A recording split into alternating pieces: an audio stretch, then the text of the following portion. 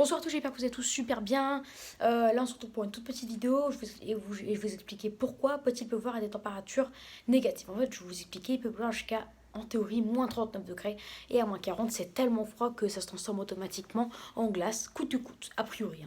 C'est pas encore vérifié, mais en tout cas il peut pleuvoir à une température négative. Pourquoi? Et comment ce phénomène se produit? Et c'est un phénomène qu'on a a priori et que vous avez déjà entendu et qui va se produire la semaine prochaine. Les gouttes d'eau qui tombent du ciel, elles tombent,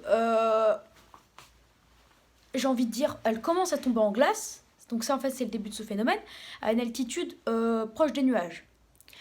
En milieu d'altitude, c'est une inversion de masse d'air. Il fait une température douce. Quand je dis douce, c'est une température positive. Donc ces flocons, ils vont se transformer en pluie en moyenne altitude. Et en basse altitude, vu que c'est une inversion de masse d'air, en basse altitude, il fait en dessous de 0 ou 0 degré, une température négative. Ces gouttes d'eau, bien que c'est de la pluie, à une température négative, elles doivent normalement geler, vous êtes d'accord? Mais, attention, elles sont en train de tomber, elles sont en mouvement. Donc, elles sont en état de surfusion. C'est-à-dire qu'elles tombent, donc elles se refroidissent et la goutte d'eau à une température de 0 degré, voire de moins 1 degré, mais elle reste sous forme liquide car elle tombe et elle est en état de surfusion. Sauf que, dès qu'elle commence à toucher un objet, ça veut dire qu'elle n'est plus en mouvement et donc elle gèle instantanément et ça crée du verglas. Et ce phénomène, on l'a déjà vu dans une vidéo. Et oui, ça s'appelle le phénomène de pluie verglaçante. Voilà, j'ai bien dit les pluies verglaçantes.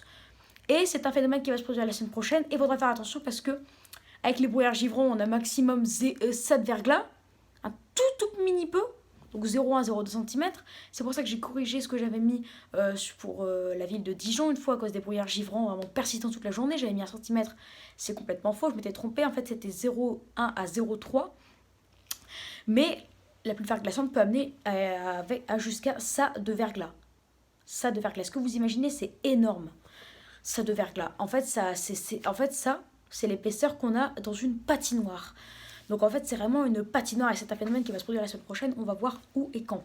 Donc oui, il peut y avoir une température négative et c'est un phénomène de pluie verglaçante qui gèle les sols. Et donc du coup, en règle générale, ça cause des pagaies sur la route à cause du verglas.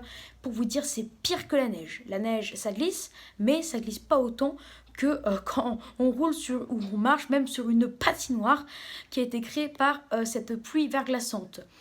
Voilà, donc j'espère que cette vidéo vous aura plu, donc n'hésitez pas à vous abonner pour les tout nouveaux, n'hésitez pas à liker, à partager, etc. etc. Allez, très bonne vidéo à tous et je vous dis à tout de suite pour une autre vidéo. Allez, ciao!